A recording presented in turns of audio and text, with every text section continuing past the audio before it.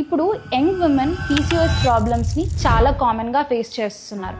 So modern eating habits, high sugar, processed food, crash diets ఇవన్నీ ఈ PCOS సిమ్టమ్స్కి ఎంతవరకు contribute చేస్తున్నాయి? పీసీఓఎస్ బిఫోర్ మేము 10 మెంబర్స్లో 3 మెంబర్స్కి పీసీఓఎస్ చూస్తూ ఉండేవాళ్ళం. కానీ these days we see it more commonly. 10 మెంబర్స్ని చూస్తే almost 6-7 come with the complaints of PCOS. ఈ జనరేషన్లో ఎందుకు పీసీఓఎస్ ఇంత ఎక్కువ అవుతుందంటే మెయిన్లీ ఈటింగ్ హ్యాబిట్స్ వల్లే అని చెప్పచ్చు. దాంతోపాటు ఫిజికల్ యాక్టివిటీ తగ్గడం వల్ల, ల్యాక్ ఆఫ్ స్లీప్ వల్ల అని. ఈటింగ్ మోర్ షుగర్స్ వల్ల ఏమవుతుంది అంటే there is lot of insulin that is secreted.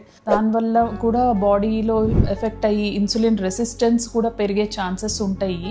The simple solution for PCOS is just reducing the weight. అది కూడా మెయిన్గా cutting down your sugars itself will reduce lot of weight. And what they have to eat is ఒక మీల్లో కంప్లీట్గా బ్యాలెన్స్డ్గా food తీసుకోవడం వల్ల కూడా solution. Like more vegetables add చేయడము, ప్రోటీన్ యాడ్ చేయడము, and along with that carbs కూడా తీసుకోవాలి.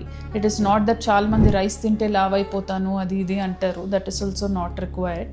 Balanced meal is a simple solution అని చెప్తాను. And having a physical activity is also important.